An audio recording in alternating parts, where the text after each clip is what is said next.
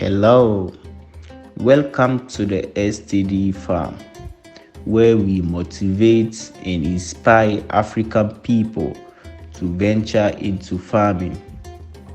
Our channel was created to show and teach people what's going on in the agriculture system in Africa.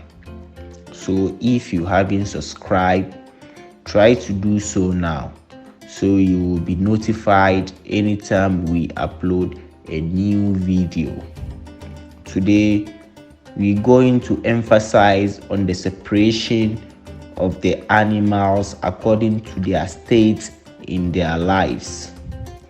We have separated the animals in three groups. The first group is the main flock, where we have all the animals in the big pen.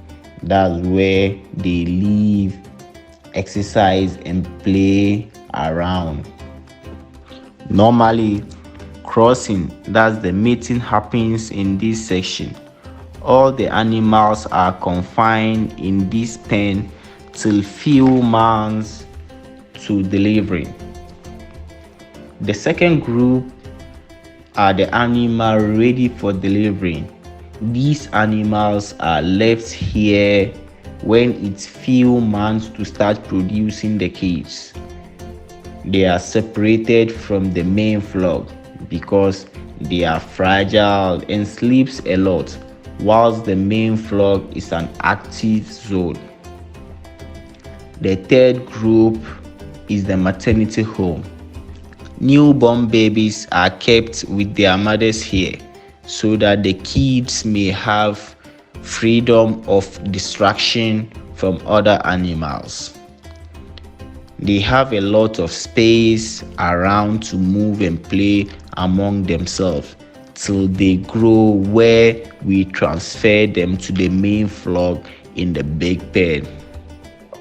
I hope you enjoy watching this video and learned something about separation of the animals.